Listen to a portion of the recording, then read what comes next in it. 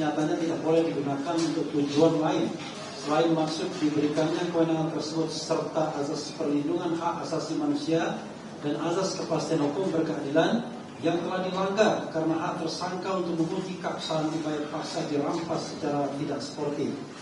Bahwa apakah ada hakim pra-peradilan yang peka dan peduli tentang hal tersebut, dan bahwa adalah sangat tidak tepat apabila pasal 82 ayat 1 huruf D KUHP lama masih dibunyikan dan digunakan sebagai pertimbangan hukum oleh karena melanggar azas lex serta kepastian hukum dan melanggar azas perlindungan hak asasi manusia, serta melanggar azas lex posterior derogat legi priori, yang ini memperlakukan hukum transisional yang bertentangan dengan undang-undang terbaru yang secara tempus delicti, tempus regit actum berlaku pada saat ini, mencederai hierarki dan keberlakuan hukum positif. Bahwa perlu disadari, keinginan untuk mengajukan permohonan pra-peradilan adalah kekhawatiran mengenai penahanan yang akan dilakukan oleh penyidik terhadap tersangka, sehingga menjadi pertimbangan para tersangka. Oleh karena tidak hanya pemohon saja, kapan akan mengajukan permohonan pra-peradilan, dan pada Jumat tanggal 19 Juni 2026 ternyata termohon secara sewenang-wenang melakukan penggeledahan, penangkapan dan penahanan terhadap kediaman dan diri pemohon yang telah dinyatakan sebagai tindakan yang tidak sah. Fail putusan nomor 99 garis miring P.pra garis miring 2026 garis miring PN.JKT.Sel Pengadilan Negeri Jakarta Selatan tanggal 7 Juli 2026 yang menjadi pijakan permohonan pra-peradilan aku. Bahwa selanjutnya pemohon berkesempatan untuk mengajukan permohonan berikutnya untuk menguji pasal-pasal yang diselundupkan oleh pelapor dan dibiarkan oleh termohon agar martabat sidang perkara pidana pokok dapat diselenggarakan dengan keadilan dan kepastian hukum yang bermartabat, dapat dipertanggungjawabkan serta bebas dari rekayasa kriminalisasi yang kerap terjadi dalam wajah peradilan kita, dan untuk menghindari terjadinya malicious prosecution atau penuntutan yang tidak beritikat baik yang pada esensinya adalah memproses seseorang in casu pemohon secara pidana tanpa dasar bukti yang cukup kuat serta dilandasi itikat buruk.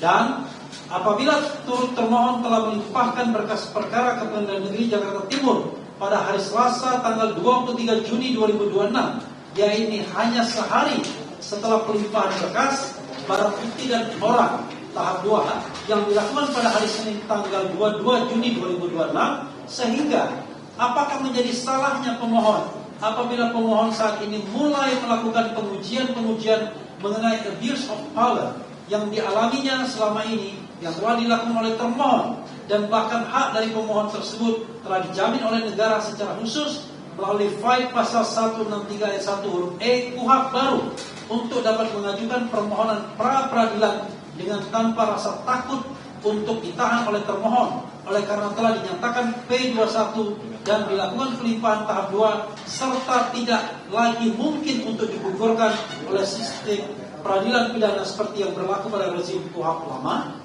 Bahwa usaha dan upaya pemohon untuk memperoleh keadilan dan kepastian hukum apakah patut dan layak pula untuk dinyatakan sebagai suatu tindakan penyalahgunaan prosedur atau abuse of process, dan bahkan pemohon bahkan diberikan predikat misbruik van recht.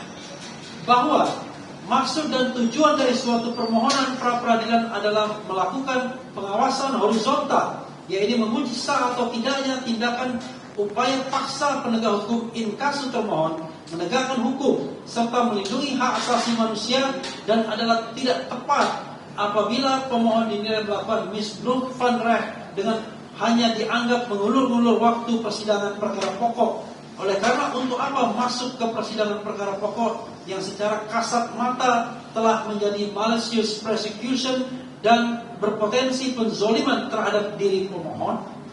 Quo vadis keadilan dan kepastian hukum. Bahwa pemohon tidak bermaksud mengulur-ulur waktu untuk pemeriksaan perkara pokok. Bahkan saat ini terbukti dari putusan SELA nomor 301 garis miring P.B garis miring 2026 garis miring PN.JKT tim Pengadilan Negeri Jakarta Timur tanggal 23 Juli 2026 yang telah mengabulkan nota eksepsi garis miring nota perlawanan dari terdakwa Dr. T. Fauzia Tiasuma dan menyatakan surat dakwaan jaksa penuntut umum in kasu turut termohon adalah batal demi hukum. Dan oleh karena berkas pemohon adalah idem dengan berkas perkara Dr. Infauza Kiasuma, maka sudah dapat dipastikan bahwa pemohon akan memperoleh putusan yang sama pula. Oleh karena majelis hakim yang akan memeriksa dan mengadili berkas perkara pidana pokok dari pemohon adalah sama. Bahwa sekali lagi, upaya pemohon dalam mengajukan permohonan pra-peradilan ini semata-mata hanyalah untuk dapat maju ke persidangan perkara pokok dengan bermartabat, tidak direndahkan dan atau diperhinakan dengan sistem keadilan dan kepastian hukum dalam sistem peradilan pidana yang berlaku. Dan janganlah pemohon malah yang dijustifikasi melakukan misbro van recht dalam hal ini. Semoga Allah Subhanahu wa taala memberkati kita semua. Yang terhormat hakim yang kami muliakan, yang terhormat saudara termohon, yang terhormat saudara turut termohon, sidang yang mulia. Berdasarkan uraian tersebut di atas yang diajukan oleh pemohon, maka pemohon dengan segala kerendahan hati dan demi aspek keadilan dan kebenaran di negara kita tercinta ini, mohon kepada Yang Mulia Hakim Tunggal yang memeriksa dan mengadili permohonan pra-peradilan aku berkenan untuk memberikan putusan sebagai berikut. Mengabulkan permohonan pra-peradilan dari pemohon untuk seluruhnya. Menghukum termohon untuk membayar ganti kerugian kepada pemohon. Kerugian material 106 juta rupiah. Kerugian imaterial 100 juta rupiah. Total kerugian 206 juta rupiah. Terbilang 206 juta rupiah. Membebankan seluruh biaya perkara sesuai dengan peraturan yang berlaku. Atau apabila yang terhormat Ketua Pengadilan Negeri Jakarta Selatan CQ Yang Mulia Hakim Tunggal yang menerima dan memeriksa permohonan ganti rugi perkara aku melalui acara pra-peradilan berpendapat lain, mohon putusan yang seadil-adilnya ex aku et bono. Hormat kami, tim kuasa hukum pemohon KRMT Roy Suryo Noto Diprojo, Kantor Hukum Prokham, Refli Harun, Yaya Satya Negara, Ristan BPC Bolon, Erdiana, Abdul Ghafur Sangaji, Meti Nurhalisa, Soraya, Miracle, MAAS Sihombing, Najmi Salsabila, Afandi, Budi Arianto, Hilda Waroka. Terima kasih mulia. Wassalamualaikum warahmatullahi wabarakatuh. Baik, demikian termohon apa saudara merasa perlu menanggapi atau depan yang dilakukan?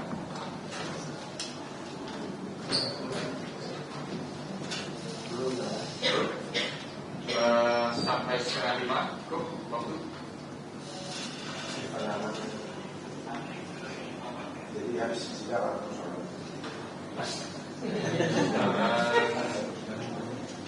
Saudara saya kasih waktu 3 jam.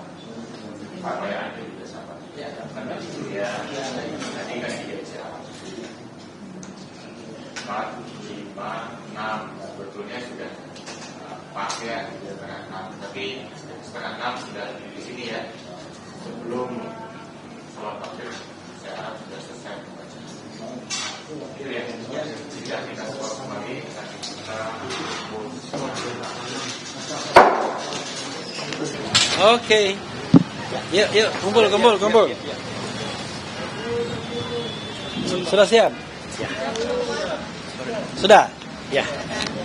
Assalamualaikum warahmatullahi wabarakatuh. Waalaikumsalam warahmatullahi wabarakatuh. Kawan-kawan semua, setelah kita berjibaku selama 3 jam mendapatkan waktu dari Hakim Tunggal pra-peradilan, kita sudah menyelesaikan replik kita dan tadi sudah dibacakan. Tidak saja kita mempertahankan nilai ganti kerugian sebesar 206 juta rupiah, baik material maupun imaterial. Jadi materialnya itu 106 juta rupiah dan imaterialnya 100 juta rupiah. Maunya imaterialnya 1 triliun.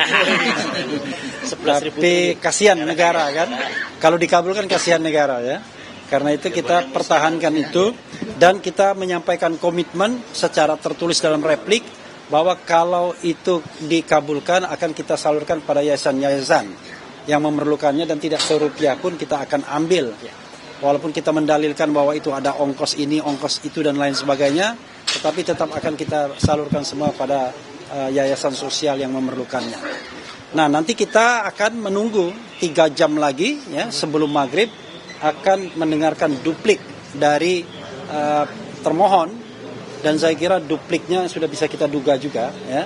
Jadi mudah-mudahan nanti pada pemeriksaan saksi dan ahli besok itu makin memperkuat bahwa ini adalah penting untuk dikabulkan karena ini lanjutan dari dikabulkannya permohonan pra peradilan yang pertama mengenai tidak sahnya penangkapan, penahanan, dan sebelumnya penggeledahan.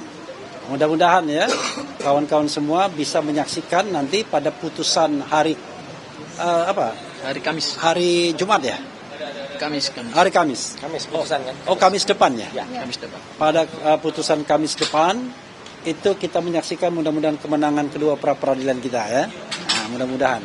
Itu saja yang ingin saya sampaikan. Selanjutnya saya ingin memberikan kesempatan teman yang belum sempat menyampaikan sesuatu tadi. Mana? Oh, Pak Ristan. Oke, ini Bu Soraya dulu ya. Oke. Silakan. Assalamualaikum. Geser ke sini. Oke. Ya. Oke. Assalamualaikum warahmatullahi wabarakatuh. Waalaikumsalam.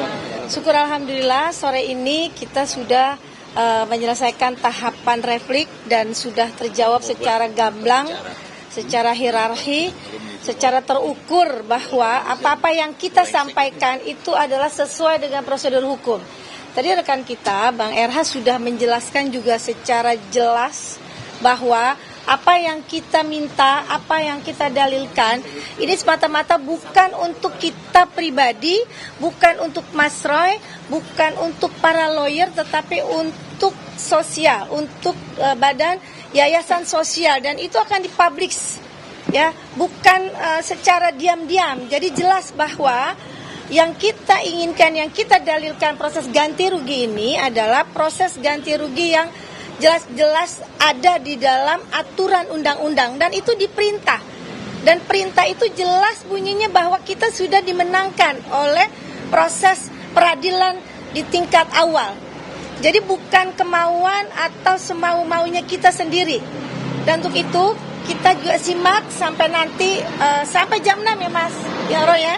Kita akan ada lagi di sini dan ketemu lagi, dan untuk itu terima kasih nih rekan-rekan sampai hari ini masih membersamai kita dalam perjuangan. Semoga rekan-rekan semua juga diberikan kesehatan, diberikan kekuatan sehingga kita terus bisa berjuang ya. Oke, terima kasih Pak Roy, mungkin rekan kita yang lain. Sebelum Gafur ya, ada sedikit tambahan ya. Tadi kita menyinggung juga soal martabat ya. Jadi selain kita bicara tentang ganti rugi, kita menepis soal isu yang mengatakan kita mengulur-ulur waktu. Jadi pra peradilan ini dua perspektif. Perspektif pertama adalah hak, perspektif kedua adalah kita ingin maju secara bermartabat di dalam pokok perkara kalau kemudian harus maju ke sana. Kenapa begitu? Karena kita mengatakan tadi, kalau memang kita didakwa dengan let's say pencemaran nama baik, maka akan kita buktikan bahwa itu adalah untuk the public interest, ya, for the public interest. Tetapi yang jadi masalah adalah ada dua pasal selundupan yang kita tengarai sengaja dipakai memang untuk bargaining power, yaitu pasal 32 ayat 1 dan pasal 35 Undang-Undang ITE, Undang-Undang 11 2008, dan itu adalah sengaja karena ancaman hukumannya di atas 5 tahun, yaitu 8 dan 12 tahun penjara, dan inilah dalam tanda kutip yang menghantui tersangka bahwa setiap saat bisa ditahan. Itu beda dengan klaster pertama yang tidak ada satu pasal pun yang ancaman hukumannya lebih dari 5 tahun. Sehingga tidak ada ancaman untuk ditahan. Jadi kita ingin rontokkan pasal tersebut sebagai pasal yang mengada-ada, yang barangkali tidak hanya mengada-ada tapi juga error in objecto misalnya. Jadi objeknya itu error. Begitu tambahannya sedikit, silakan Bang Ga ya. Iya. Ya.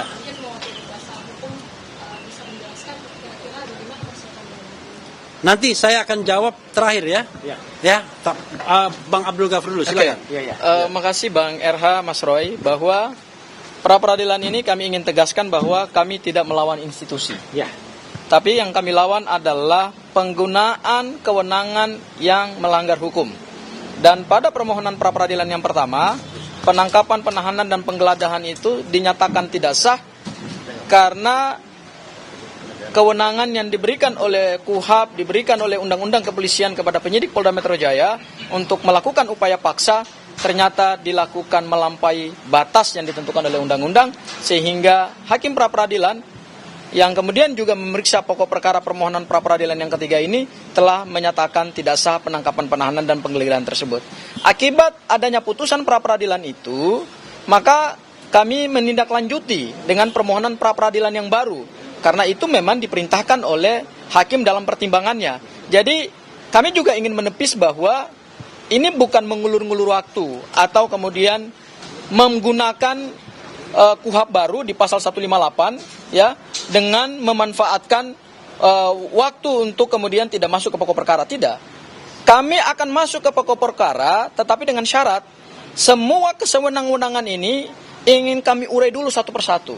Dan nanti pada saat kami melakukan pembuktian dalam pokok perkara, kami melakukan pembuktian pokok perkara itu sudah fokus gitu ya, tidak lagi dihantui oleh stigma-stigma negatif atau persepsi-persepsi negatif.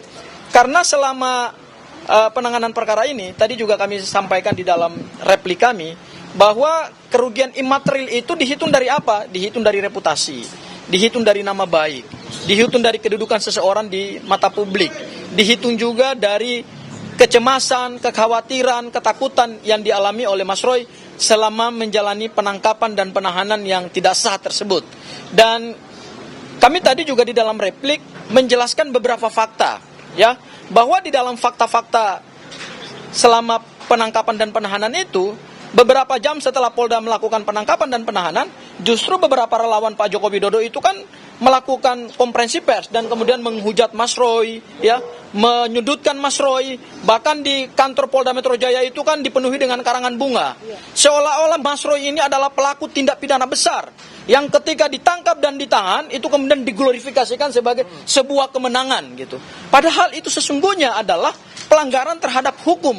Dan atas dasar itulah maka Mas Roy tadi di dalam replik menjawab kembali bahwa permohonan untuk ganti kerugian secara imaterial didasarkan pada perlakuan yang tidak adil dari siapa? Dari relawan, dari para pendukung, dari para netizen yang yang mungkin kita sebut buzzer lah misalnya, atau juga mungkin akibat dari pemberitaan-pemberitaan media yang kemudian salah dimaknai, salah diartikan, sehingga Mas Roy Halis kehilangan reputasi, kehilangan nama baik, dan kemudian juga mengurangi kedudukan beliau di dalam masyarakat. Itu yang kemudian kami ingin lawan. Dan terkait dengan permohonan pra-peradilan ini, kami tegaskan sekali lagi bahwa ganti kerugian yang kami mohonkan ini bukan untuk kepentingan diri pemohon atau juga kepada tim kuasa hukum, tetapi ini untuk kepentingan sosial, karena kami menggunakan kesempatan pra-peradilan ini untuk masyarakat barangkali belajarlah, ya, mengedukasi publik, karena kita masuk dalam rezim KUHP baru dan KUHP baru, sehingga ke depan penyidik maupun aparat penegak hukum mungkin akan lebih berhati-hati dan akan mengedepankan prinsip hak asasi manusia. Barangkali itu dari saya, Mas Roy, tambahannya. Ya. Selanjutnya saya Mas Roy. Oke, sebelum nanti Mas Refli akan menyampaikan hal yang lain, ya, yang ingin saya sampaikan, saya akan menandaskan dua hal. Hal yang pertama adalah tadi kalau kita dengar, ya, kenapa kami menempuh strategi pra-peradilan, ya, karena kami tidak ingin seperti kalau seorang pejuang itu tidak mempelajari dulu apa yang ada di depan. Jadi kami tidak ingin quote and quote konyol gitu ya dalam memasuki sebuah ajang peperangan. Meskipun bisa saja karena itu yang terjadi, ada kesalahan-kesalahan yang terjadi pada pihak jaksa ya dalam melakukan tuntutan seperti yang dialami oleh Dr. Tifa, dan itu dijawab dengan sangat smart, dengan sangat cerdas oleh tim kuasa hukumnya Dr. Tifa, dengan kemudian membuat nota perlawanan atau dulu yang dikenal sebagai eksepsi, dan itu sekarang menjadi hal yang unik ya, menjadi hal yang menjadi pertanyaan banyak orang gitu, statusnya bagaimana ya. Jadi untuk yang di sana, tapi kami ingin agar kami masuk tuh fokus. Makanya mohon maaf kalau ada pertanyaan, apakah ini menjadi pra-peradilan yang ketiga, ini menjadi peradilan yang terakhir ya, tunggu saja tanggal mainnya ya gitu. Karena apa? Karena kami masih ingin lagi melihat ya, men-challenge ya gitu. Dan itu sekali lagi kita tahu bahwa hakim tunggal dari pra peradilan ini adalah hakim yang ya saya harus bilang smart ya gitu. Meskipun sempat kita kritisi juga, nggak apa-apa kalau benar kita katakan benar, kalau ada hal yang tidak benar kita kritisi. Karena beliau itu kalau ada yang sesuatu misalnya nggak perlu, beliau bilang udah itu nggak perlu dibacakan. Tapi ketika kami tadi menyampaikan bahkan kalimat yang kita gunakan itu unek-unek ya, kami menyampaikan unek-unek di dalam replik kami, beliau membiarkan saja. Ya, dan itu artinya mendengarkan. Jadi supaya diketahui oleh masyarakat juga bahwa apa yang kami lakukan dengan pra peradilan ini adalah tujuannya adalah untuk yang tadi disampaikan Bang Refli dan juga disampaikan Mas Gafur dan juga Mbak Aya, bahwa itu adalah untuk supaya kita fokus. Jadi adanya pasal-pasal, terutama pasal 32 dan 35 yang itu benar-benar salah. Ya, itu pasal itu adalah untuk hacker, untuk tindakan hacking, dan terjadinya adalah computer crime, not computer related crime. Ini nggak ada hubungannya sama sekali. Ya, yang dipermasalahkan juga masih ada tayangannya sampai dengan sekarang. Ijazah yang disebut konon ijazah ya, itu juga bentuk fisiknya juga konon masih ada. Meskipun itu juga kita tantang juga, kita challenge, tunjukkan ke publik. Ya, jadi ini nggak ada hubungannya sama sekali kalau tiba-tiba diselundupkan. Karena itu tadi ancaman hukumannya atau pasal itu, pasal 32 itu 8 tahun, pasal 35 itu adalah 12 tahun. Itu luar biasa. Sama sekali itu tidak untuk itu. Karena namanya undang-undang ITE, bukan ITE ya. ITE itu informasi dan transaksi elektronik. Jadi ini untuk kepentingan transaksi elektronik, untuk keuangan di dalam elektronik, bukan untuk ada orang memenjarakan orang. Jadi ini salah besar. Saya sekaligus sedih dan turut kecewa sebagai orang yang turut serta membuat atau menginisiasi undang-undang ini sejak tahun 2003. Ya, bayangkan sejak tahun 2003 bersama dengan Pak Profesor Henry Subiakto, kami kecewa karena pelaksanaannya ternyata disesatkan seperti ini. Nah, yang kedua yang ingin saya sampaikan juga adalah bahwa di dalam pelaksanaan pra peradilan ini, insya Allah ya, apa yang kami mintakan ya, kami mohonkan di dalam pra peradilan ketiga yaitu tentang ganti rugi ini dipandang sebagai suatu konsekuensi dari sebuah kesalahan. Karena jelas mana salahnya, jelas sudah dikatakan salah. Karena namanya penangkapan, penahanan dan penggeledahan itu sudah dikatakan itu terjadi pelanggaran hukum. Jadi itu tidak sah. Jadi itu jelas salah. Perkara itu kemudian akan dikabulkan semuanya, alhamdulillah. Tapi kalau tidak ya mungkin sebagian ataupun yang terbaik ya et bono ya gitu, apa itu istilah hukumnya. Saya bukan orang hukum ya gitu. Es bono ya gitu. Ya itu kita serahkan kepada kebijakan. Tapi apa yang tadi disampaikan oleh Mas Gafur, tambahan dikit, itu benar ya. Saya tidak perlu menyebutkan, tapi dalam salah satu acara diskusi TV tadi malam, teman-teman bisa lihat bagaimana acara itu selama jam 7 sampai jam 11 malam. Itu isinya daging semua. Isinya, dan itu menjadi pelajaran hukum yang sangat bagus ya. Gitu. Kenapa? Tidak ada termul. Nggak ada termul yang diundang. Kalau ada termul itu biasanya masuk dan isinya wak. Nggak ada ujungnya. Tadi malam nggak ada. Prof Gayus, bagus banget. Ya, ada Pak Ugroseno juga yang tadi sudah sempat ketemu di Barreskrim. Bagus. Mas Gafur tentu saja. Ya, kemudian Pak Alkatiri. Kemudian Pak Sugeng dari Police Watch pun bagus. Meskipun beliau kader partai. Ya, bagus kader partai PSI, tapi bagus malam itu. Ya, bahkan Ferdinand Hutahayan pun yang saya pikir juga akan jadi termul, tidak. Bagus banget semalam itu. Jadi itu ya Rifai biasalah. Tapi artinya apa? Tidak ada termul. Jadi kalau kata ATI Garut ya, termul musnahkan saja. Salam untuk Mas ATI Garut ya, guru TI Garut. Ya, saya kira itu dari tambahan saya. Ya, jadi moga-moga apa yang kita mohonkan bisa diterima, dan kemudian kita tetap berdoa kepada Tuhan Yang Maha Kuasa, Allah Subhanahu Wa Taala, agar semua yang kita lakukan, dan terima kasih untuk semuanya. Okay. Assalamualaikum warahmatullahi wabarakatuh. Bang Irhal, ya, menjawab yang lain. Ulangin pertanyaannya biar ada pertanggungjawabannya. Ya. Bang Refli ini kan Ya. 6 Agustus Ya. Dr. Tiva akan bersidang. Ya. Nah, persiapannya seperti apa dan apa yang akan dicermati dari dakwaan? Jadi begini, saya klarifikasi dulu ya. Kalau persidangan kita split, karena saya di Mas Roy. Tetapi saya, Gafur dan lain sebagainya sebenarnya masih memegang mandat Troya. Ya.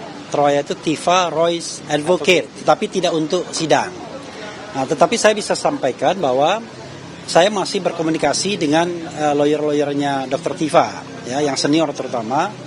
Bahkan kemarin pun saya bertemu dengan lawyer seniornya, dan memang ya mereka sudah lama mengantisipasi.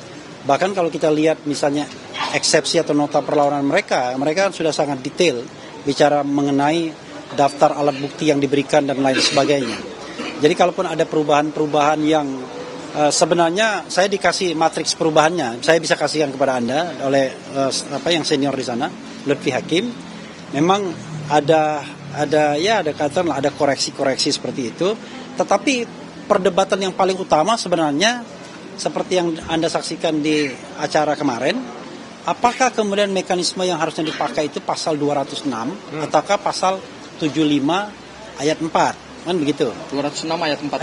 206 ayat 4, 75 ayat 4 juga. Kalau 206 ayat 4 itu perlawanan. Kemudian pasal 75 ayat 4 itu adalah perbaikan. Nah, rupanya yang disampaikan kepada Dr. Tifa dan juga Mas Roy sesungguhnya itu perbaikan. Jadi sudah diperbaiki, tetapi kemudian selalu ada perdebatan di sana karena dianggap dakwaan sebelumnya null and void atau batal demi hukum. Kalau batal demi hukum maka dianggap secara keseluruhan itu batal dakwaannya.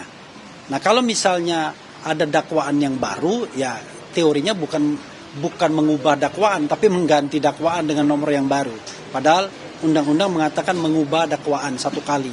Jadi sebenarnya kalau saya melihat ada problem rumusan undang-undangnya karena mengubah renew to change sama to edit atau apa namanya itu agak berbeda.